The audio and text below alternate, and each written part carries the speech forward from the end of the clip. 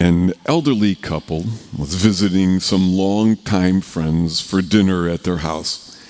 After dinner, the wives went into the kitchen. The two guys were talking, and the one said, we had dinner at this great new restaurant last week. You should check it out. What's the name?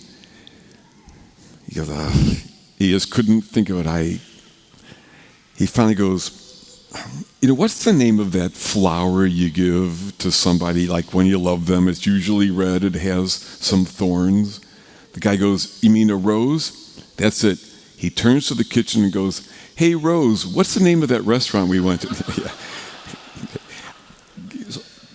Names matter, right? Yeah. What we name things, how we address ourselves, the names we give to God and to each other, they matter. And it's nice when we know names. It can be a good step towards relationship. Yet on this Trinity Sunday, a feast in which we celebrate in part the names we give to God, I would suggest that names are also dangerous, and sometimes extremely dangerous. Yes, names are helpful when we introduce ourselves. We say things like, hi, I'm Benjamin, I'm an electrician. Or hi, I'm Myrtle, I'm married to Tim, we're from Ohio. And it's all great, but of course, those names only give us a tiny glimpse into the person, and we'd be foolish to think we now know them.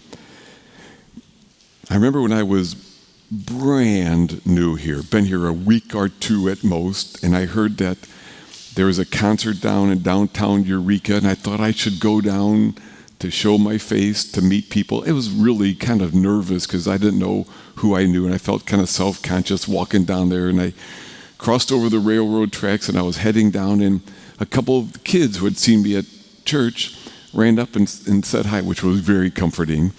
And then as I was leaving, another young friend came up, and I heard one of them say to her friend, that's our priest. And I like that, because I am, and that's a part of who I am. And that does not define me. I'm also son of the late Fred and Mary Kempf. I'm a brother to Fred and Dan and Bill and Walt and Mary. I'm an uncle, a cousin, a friend, a child of God. I am many things, and no one name captures the fullness of who I am. And so with you. And so with the categories we use to describe each other. Yep, that's the plumber, okay? Or, that's my daughter's teacher, good. Oh, there's that family from Venezuela, great. Yes, they are, and they are so much more than that. They are persons who weep, have histories, get scared, get excited. Sometimes we forget the complexity and the fullness of the person, thinking we kind of now know them because we know that little bit about them. And because one of the dangers of a name or a title is that it can allow us to kind of like dismiss that person. That's the clerk behind the counter.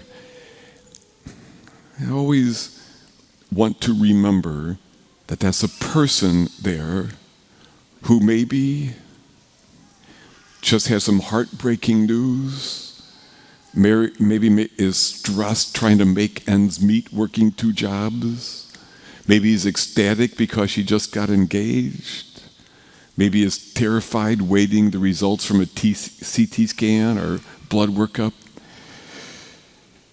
Any name, any category falls so short.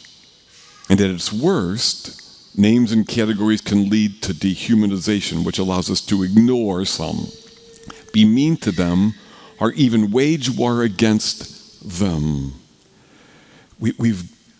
God just calls us to learn a greater respect and awe before the mystery of each person, so much more than any category or name.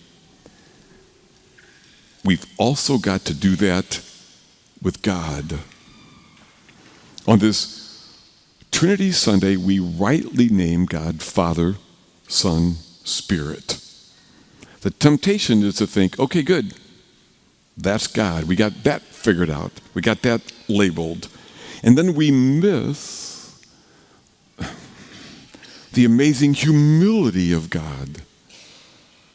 The other-centered love beyond comprehension of God. The wonder of this God with us in so many ways. God is always so much more than any word, any title, any name we could use. You know, Anthony DeMello, the Jesuit, once said, as soon as we learn the name of the bird, robin, cardinal, whatever, we no longer see that bird. And that's the danger with God. As soon as we name God, we sometimes no longer see God or have hearts open to truly meet God. We've lost our sense of wonder about this presence.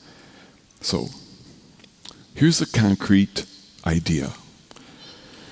Perhaps we would sometimes do well to address God with different names than we normally use. Like, how do you normally address God when you pray? Maybe you say, Heavenly Father. I hear that a lot. Or, our dear God, or whatever. It's all good. But what if we allowed ourselves to sometimes use different names to begin, and then to pause to see what that breaks open in us, right? We could use biblical names like Comforter, and then pause. Friend of sinners.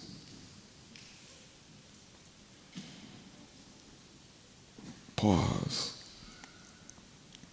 Servant God. Just pause.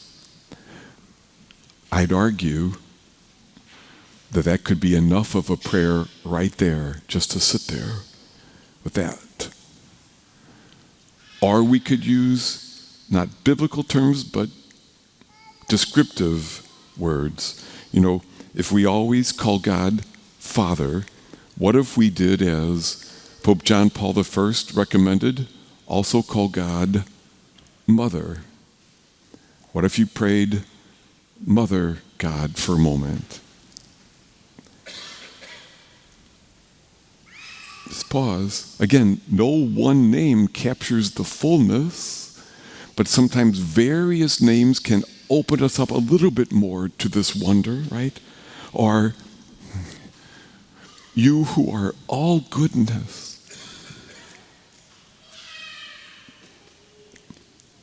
Or how about,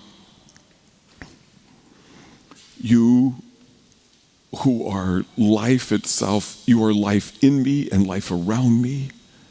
And pause. And often, it's good to use no names at all. To just be aware that we are in the presence of more than just ourselves. So, a little bit you'll be invited if you want to hang for coffee and donuts. And maybe please go out of your way to say, hello, hi, hey, join us at this table. Introduce yourselves. Say a little bit about yourselves. Remembering each time that we're just getting a bit of a glimpse into the mystery of that person, a bit of a tiny glimpse into the wonders of who they are. Because sometimes we can be too quick and too convinced, and we miss the great adventure for those who see rightly that every name is just a tiny glimpse into the miracle and mystery of that person. Every name is just a tiny glimpse into the miracle and mystery that is our God.